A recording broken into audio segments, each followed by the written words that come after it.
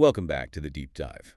Today, we are going to tackle a problem that really every single one of us deals with pretty much every day. It's a problem of trust, isn't it? It is, yeah. It's the problem of how do you know if something is actually true? Because if you stop and think about it, almost everything you believe about the world, it comes from someone else. It's all secondhand information. Exactly. I mean, I know that, say, Brazil exists, but I've never actually been there. I know it because a teacher told me, or I saw it on a map, or, I watched a nature show. You're relying on what somebody else told you. Yes. And in our normal everyday lives, that's completely fine. It has to be. If my friend runs up to me and says, hey, don't go in the break room, the coffee smells like it's burning, I'm going to trust him. Right. You're not going to conduct your own independent investigation into the coffee. No. I'm just going to avoid the break room for a bit. I trust the source. It's a basic human instinct. We share information to survive. But, and this is where things get really fascinating for our deep dive today, the second you walk into a courtroom, that entire way of thinking, that basic way we communicate, is completely shattered. It's not just shattered. It's usually against the rules. To use the legal term, it's inadmissible. We are talking, of course, about hearsay. The hearsay rule, it is, I think, probably the most famous rule of law that you see on TV and almost always the most misunderstood. Or absolutely. And I have to admit, when I first started looking at the research for this, the actual federal rules of evidence, my head started to hurt. It's written in this dense legal language. You see words like declarant and probative value and testimonial assertions. It is a different language, but our mission today is to translate all of that. We're going to turn that lawyer speak into very, very simple, plain English. We want to get at the logic behind it all. And the logic, it seems to me, is that courts are just fundamentally paranoid. That's a pretty good way of putting it. The whole system is built on the assumption that people might be lying. Or if they're not lying, they're misremembering. Or if they're not misremembering, they just plain misunderstood what they thought. So the default is suspicion. The default is deep suspicion. Okay, so let's start with the absolute basics. What is hearsay? Because, like you said, on TV, a lawyer just stands up and yells, "Objection! Hearsay!" whenever the other side says something they don't like. Yeah, and that's not really how it works. The definition is very specific. Hearsay is a statement that was made by someone who is not in the courtroom testifying. Okay, an out-of-court statement. Right. And then a witness who is in court tries to repeat that statement. And this is the most important part. They're repeating it to prove that the statement itself is true. Okay, that's a lot of pieces. We need a hypothetical, a really, really simple one. Let's do it. Imagine a car crash. A blue car and a red car collide at an intersection. Got it. Blue car, red car. There's a guy standing on the corner waiting for the bus. We'll call him Bob. Bob sees the whole thing. A minute later, his friend Sarah walks up. Bob says to Sarah, "Wow, the blue car just blew right through that red light." Okay, so the statement is the blue car just blew right through that red light. And the speaker, the declarant, is Bob. Exactly. Now, fast forward a year, we're in court for the lawsuit between the drivers. Bob, unfortunately, has moved to Australia. He's not available to testify. He's gone. He's gone. But Sarah is there. Can the lawyer for the red car put Sarah on the stand and ask her, what did Bob tell you that day? And she would say, Bob told me the blue car ran the red light. My gut says, no, that's not allowed. Your gut is 100% right. That is classic hearsay. And the reason is that we can't test Bob's statement. That's it. That's the whole reason for the rule. Bob isn't there. The lawyer for the blue car can't ask him questions. He can't ask, Bob, where were you standing? Were you looking at your phone? Is your eyesight any good? Don't you own the red car? We can't cross-examine him. We can't look him in the eye and see if he seems like he's telling the truth. Right. And you know that old game of telephone where you whisper a message down a line of people? Yeah, it always gets messed up by the end. The law sees hearsay as a legal game of telephone. Every time the story is repeated, it gets a little less reliable, a little more distorted. And a courtroom demands the most reliable information possible. So the big general rule is, if we can't see you and question you, we don't want to hear what you said. That's the starting point for everything. And this is the entire reason we're doing this deep dive. Yeah. If that was the only rule, a lot of trials would just be impossible. They'd be very short, and nothing would ever get proven. Because sometimes the only evidence you have is what someone said. And sometimes what they said seems, well, it seems really, really trustworthy. And that brings us to the exceptions. This is where the law gets interesting. The exceptions to the hearsay rule. This is a list of very specific situations where The law basically looks at human psychology and says, you know what? In this scenario, people probably aren't lying. It's like a map of human honesty. The law has decided that there are certain moments when our guard is down and the truth just sort of flips out. I love that, a map of human honesty. So we're kind of hacking the human brain to find moments of truth. That's exactly what these exceptions try to do. Okay, so let's jump into the first category. I've been thinking of this one as the heat of the moment exceptions. That's a great place to start. Because the core idea here is something we can all understand. Lying takes effort. Lying takes effort. Think about it. To tell a lie, what does your brain have to do? It's not simple. Okay. Well, first I have to know what the truth is. Then I have to decide not to say the truth. Then I have to invent a new story. A plausible story. Right, a plausible story. Then I have to deliver it in a way that sounds convincing. That's actually a lot of steps. It's a complex cognitive process. It takes brain power, and most importantly, it takes time.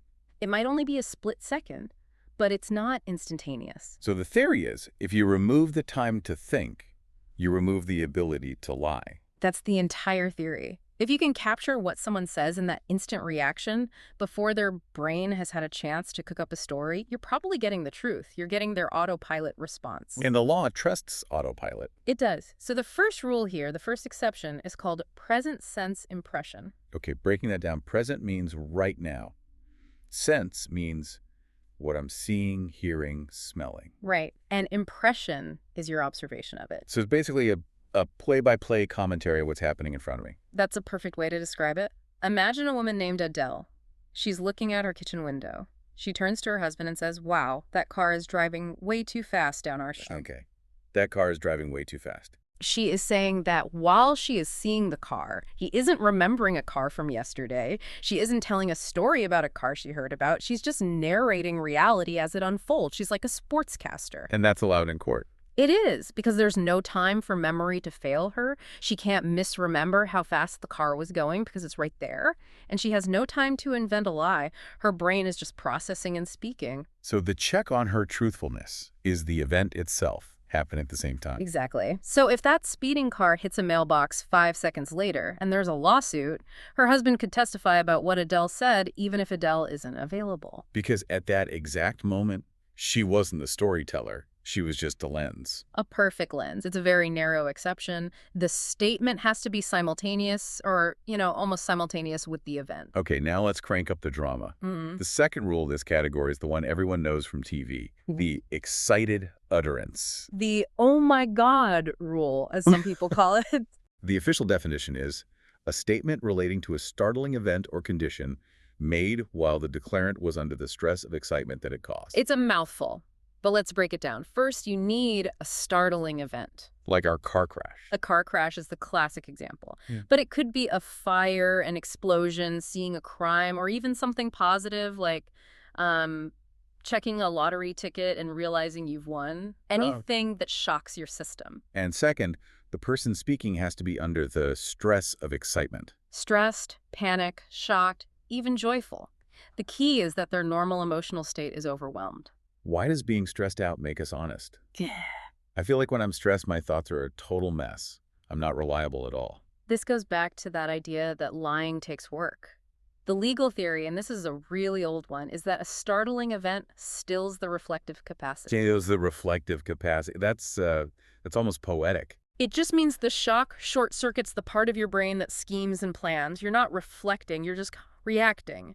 You're yelling or screaming, and the law presumes that what comes out is an unfiltered, honest reaction. So you don't have the mental bandwidth to lie. You're in fight or flight mode, not lie or tell the truth mode. Okay, let's go back to Bob at the intersection. Yeah. He sees the blue car smash into the red car. He gasps and yells, "Oh my God, the blue car came out of nowhere. It must have been going 100 miles an hour. That is a perfect example of an excited utterance. Now, here's the part that bothers me about this.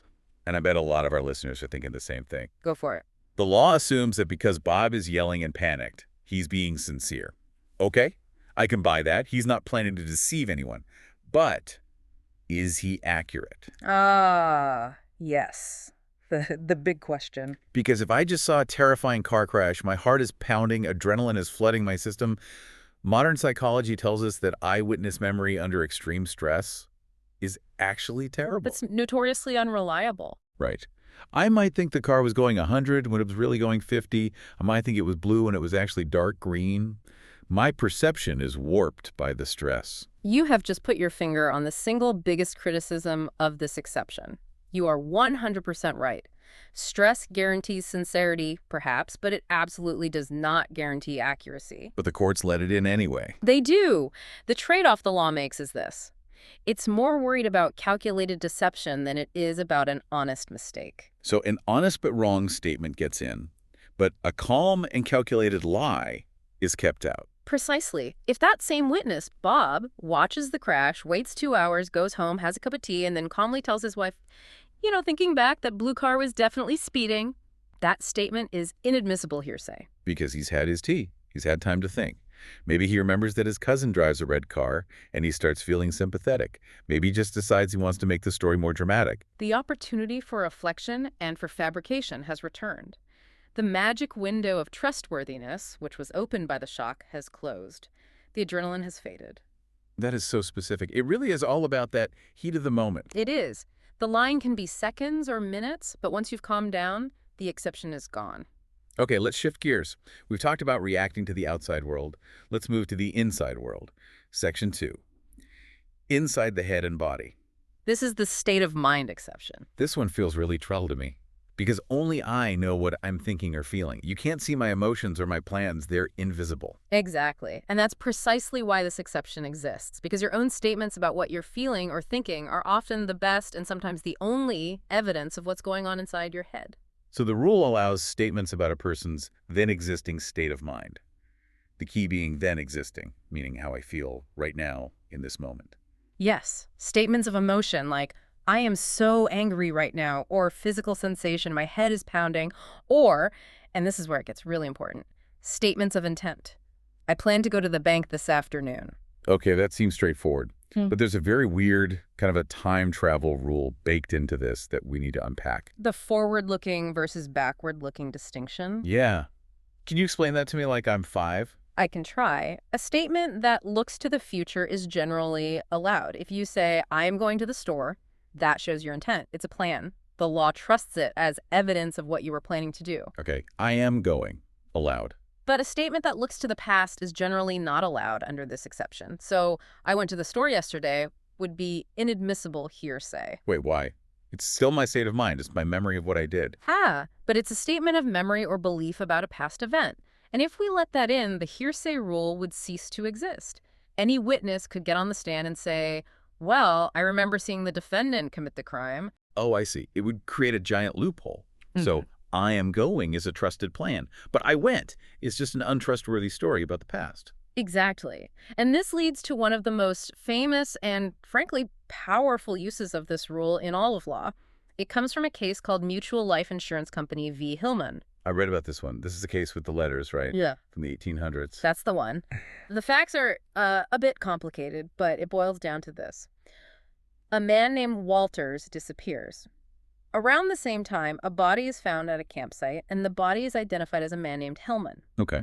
The question was the body really Hillman, or was it Walters? The insurance company didn't want to pay out on Hillman's policy. Their theory was that Walters and Hillman went off together, and that Walters was the one who died. So they needed to prove that Walters and Hillman were together. Right, and their proof was a letter written by Walters to his fiancée before he disappeared. In the letter, he wrote something like, I am leaving Wichita and plan to travel to Colorado with a man named Hillman. I plan to travel with Hillman. That's a forward-looking statement of intent. Exactly. And the Supreme Court said that letter was admissible.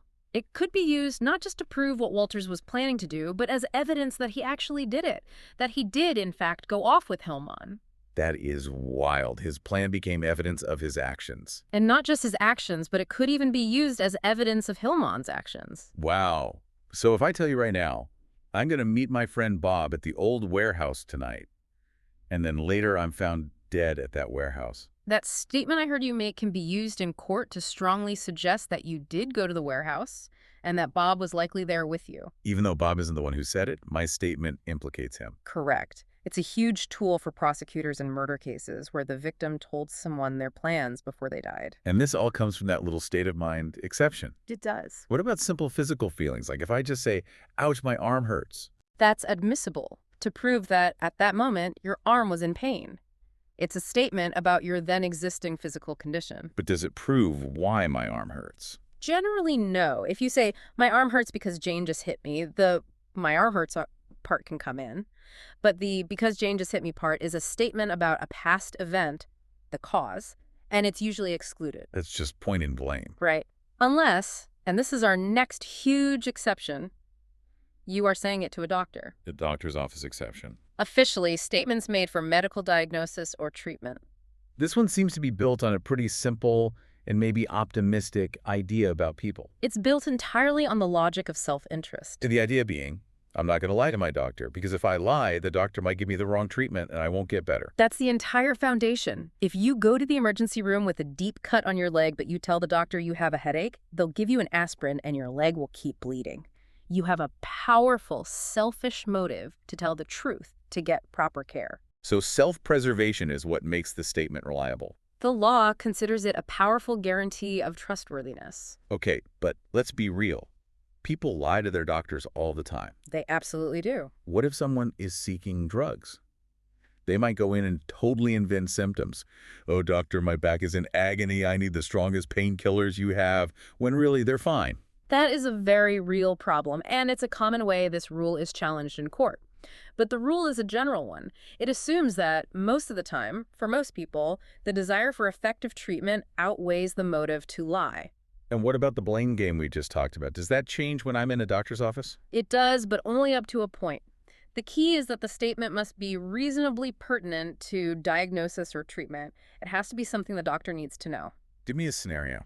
You're in a car accident, you go to the ER and tell the doctor, my neck hurts because I was rear-ended at a stop sign. Does the doctor need to know I was rear-ended? Yes, absolutely. It tells them to check for whiplash. The mechanism of injury is critical for diagnosis, so that whole statement would likely be allowed. Okay, now what if I say, my neck hurts because that jerk John, who was texting on his phone, slammed into the back of my car? All right, let's break that down. Does the doctor need to know the other driver's name was John to treat your neck? No. Does the doctor need to know John is a jerk to treat your neck? Definitely not. Does the doctor need to know he was texting? Probably not. Just knowing I was hit from behind is enough. Exactly. So what a judge would do is get out a legal red pen. They would allow the part about my neck hurts and I was hit from behind.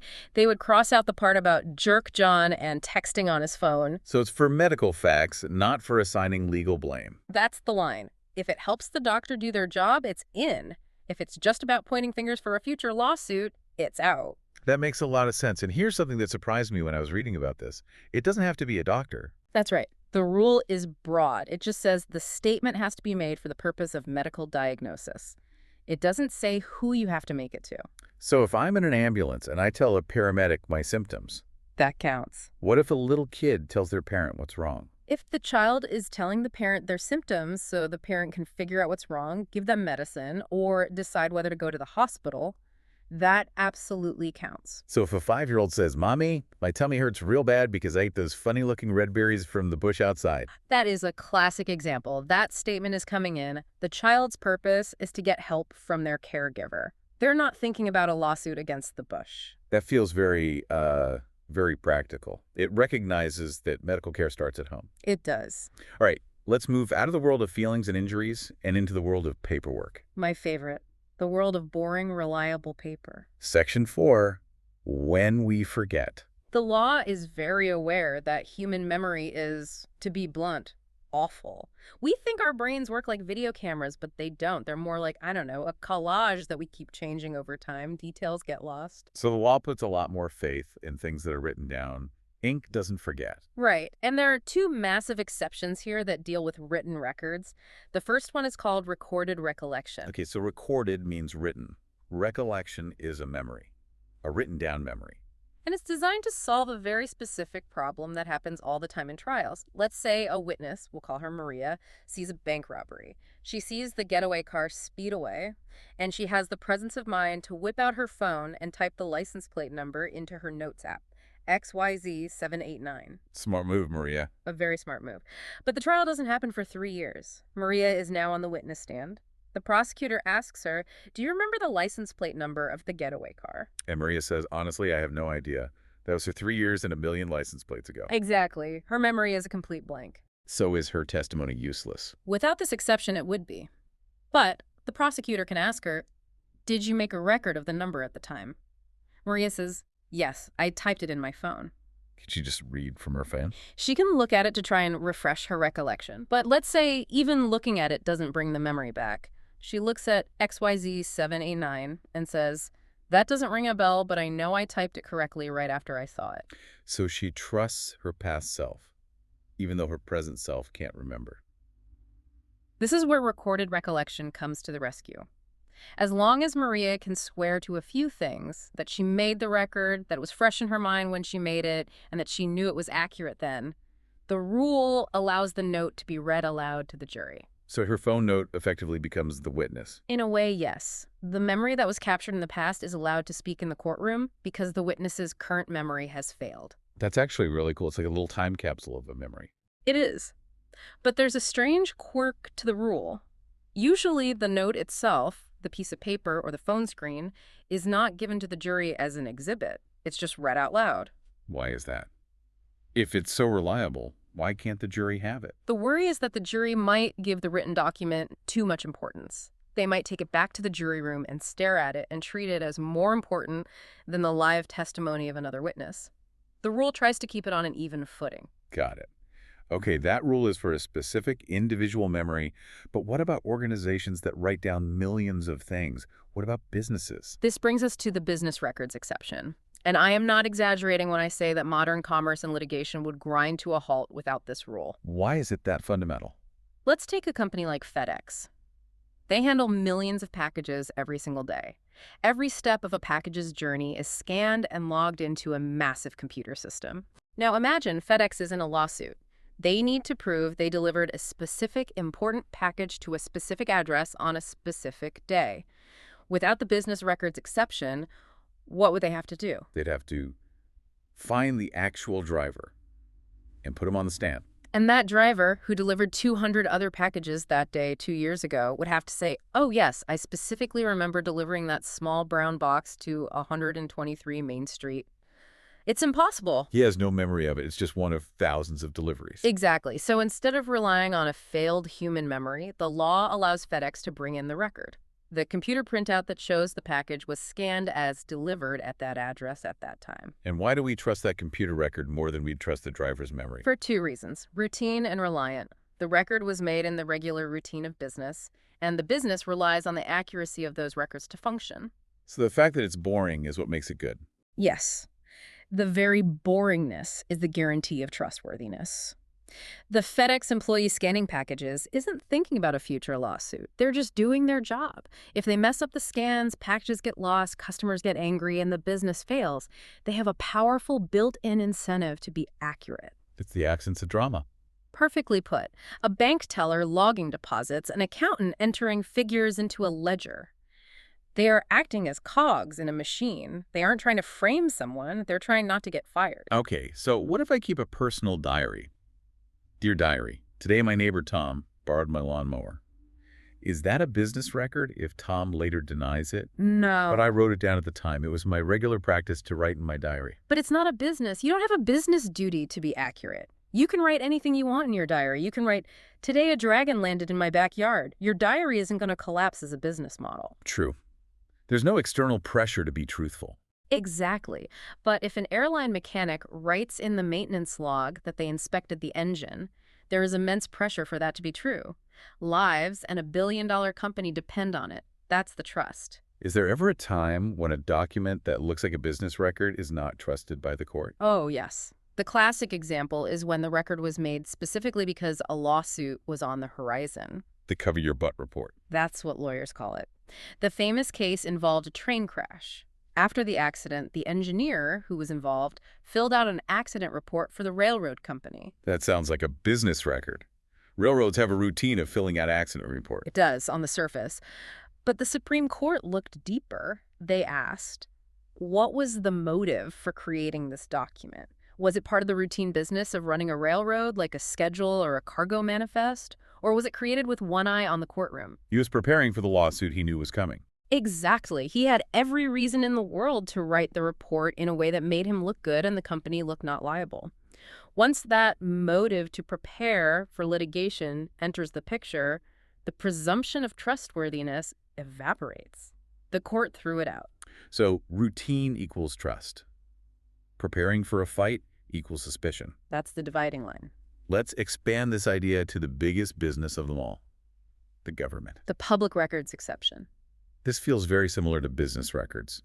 The government does things as a routine. It's the same logic. We generally trust that when a government agency is doing its day-to-day job, it's doing so accurately and impartially. Think about a weather report from the National Weather Service, or census data. Or a birth certificate from the county clerk. A birth certificate, a death certificate, a marriage license. These are records of vital statistics that the government has a legal duty to maintain. We rely on them. But there is a huge, massive carve-out in this rule, and it has to do with the police. Yes. This is one of the most critical things to understand. In a criminal case, a police report is generally not admissible against the defendant under the public records exception. Wait a minute. A police officer is a public official. Keeping records is their job. Why isn't their report a trusted public record? Because of the adversarial nature of law enforcement. When a police officer writes a report about an arrest or an investigation, they are not a neutral observer like the Weather Bureau. They are building a case against a specific person. They're not just recording data, they're hunting. They are, and because of that, the law recognizes there is a potential for bias. The officer wants to make the arrest stick. They might phrase things in a way that sounds worse for the suspect. They might leave out details that are helpful to the suspect. So we don't trust the piece of paper because the person writing it is on one side of the fight. That's right. The solution is you can't just use the report. You have to put the officer on the witness stand. Let them tell their story and let the defense lawyer cross-examine them. It forces a human confrontation. And that idea of confrontation, that leads us perfectly into the final and honestly the most important part of this whole discussion. The collision. The collision. We've spent all this time talking about the rules of evidence, which are like a detailed instruction manual for trials. But there is a higher law, a law that trumps any rule Congress can write. The Constitution of the United States. And specifically, the Sixth Amendment. In all criminal prosecutions, the accused shall enjoy the right to be confronted with the witnesses against him. This is the confrontation clause. And on the surface, it sounds simple. If you're going to accuse me of a crime, I have the right to face you in court. I get to see you, hear you, and have my lawyer ask you questions. But think about what we've been discussing for the last hour. Every single hearsay exception is about letting in a statement from someone who isn't there. It's a fundamental conflict. If the judge lets in Bob's excited utterance about the car crash, but Bob is in Australia, the defendant, the driver of the blue car, cannot confront his accuser, Bob. So you have a head-on crash. The rules of evidence say, let it in, it's reliable. And the Constitution says, keep it out, the accuser isn't here. Who wins? For many, many years, the courts were very messy on this. They tried to split the difference. The Supreme Court had a rule that basically said, well, if the hearsay statement has particularized guarantees of trustworthiness, then it's reliable enough that the Constitution is satisfied. They were essentially watering down the confrontation clause. They were. They were saying a reliable piece of paper is a good enough substitute for a live human being. But then, in 2004, the Supreme Court dropped an atom bomb on evidence law, a case called Crawford v. Washington. If you're in law school, you spend weeks on this case. It changed everything. It did. The opinion, written by Justice Scalia, did something radical. It ignored the last few decades of confusing case law and went back to the history, back to the Founding Fathers, and even before them, back to a famous trial in England in 1603. 1603, why there? The trial of Sir Walter Raleigh. The guy who supposedly put his cape over a pedal for the Queen. That's the one. Raleigh was accused of treason. The main evidence against him was not a live witness. It was a written confession from his alleged co-conspirator, a man named Lord Cobham, who was in prison. So the prosecutor just stood up and read the confession. Cobham says Raleigh is a traitor. Exactly. And Raleigh, in the courtroom, went ballistic. He shouted for them to call my accuser. He demanded that they bring Cobham into the court so he could question him face to face. He was sure Cobham was lying to save his own neck. And what did the English court do? They refused. They convicted Raleigh based on the piece of paper, and eventually they chopped off his head. Wow. The founders of America knew that story very well. They saw trial by affidavit or trial by a sworn piece of paper as a tool of tyranny. The Confrontation Clause was written specifically to prevent that kind of injustice from ever happening in America. You can't be convicted by a ghost. That's the principle. So in Crawford, the Supreme Court said, we are done with this reliability test. We don't care if the hearsay fits neatly into the excited utterance exception. We don't care if it's a business record. We have a new test, and it's based on one question. Is the statement testimonial? Testimonial, that's the magic word. What in the world does that mean? In simple terms, it means the statement was made for the purpose of being used as evidence. Was the person speaking, in effect, acting as a witness for a future prosecution? So was their primary purpose to help the government build a case? That's the core of it. If the answer is yes, the statement is testimonial. And if it's testimonial, the Constitution slams the door shut. It cannot come in unless the defendant has a chance to cross-examine the speaker. We need to see this in action. The classic comparison here is the 911 call versus the police interview. Let's do it. Scenario A, a domestic violence situation. A woman calls 911 and she is screaming into the phone, "Help me, my husband is hitting me right now. He has a knife. He's in the living room." Okay, in that moment, what is her primary purpose for speaking? She is trying to resolve an ongoing emergency. She wants the threat to stop.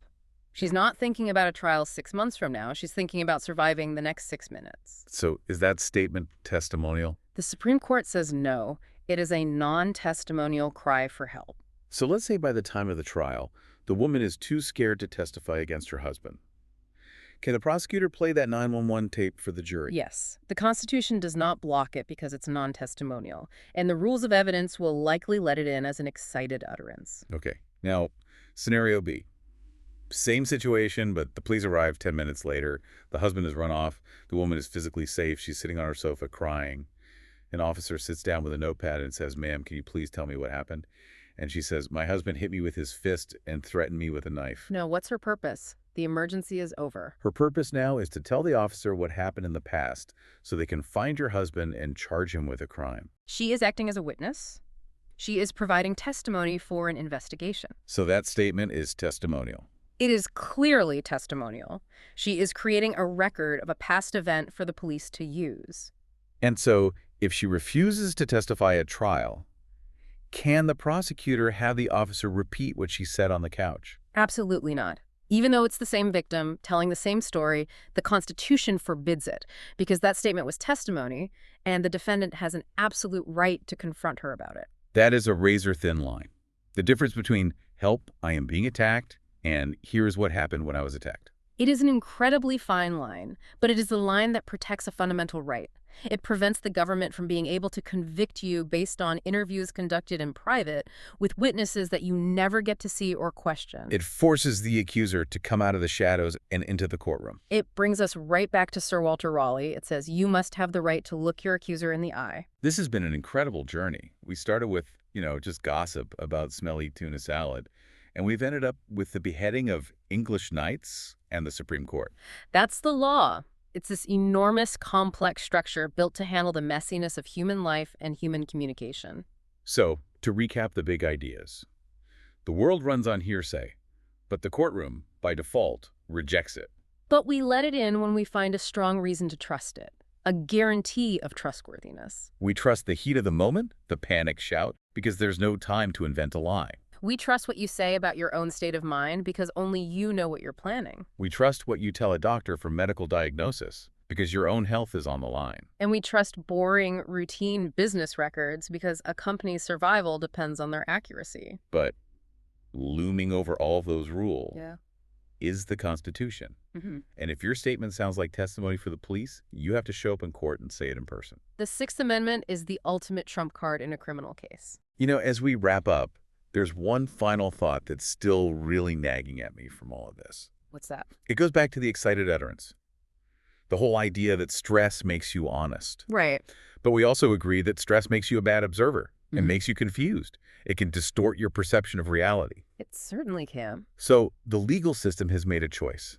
It's saying, we prefer a sincere hallucination over a calculated lie. That's a That's a brilliant and profound way to put it, yes. The law prizes sincerity above almost all else. The system's bet is that if a witness is sincere, even if their perception is flawed, a jury is smart enough to see those flaws. They can weigh the evidence. But if a witness is a convincing, calculated liar, the jury might be completely fooled. So we let in the honest mistake as the price we pay to keep out the deliberate deception. And that, in a nutshell, is the logic that holds the whole complicated world of hearsay together. Well, next time you hear a piece of juicy gossip, you can ask yourself, is this an excited utterance? Is it a statement against interest? Or is it just inadmissible? Thanks for listening to The Deep Dive. We'll see you next time.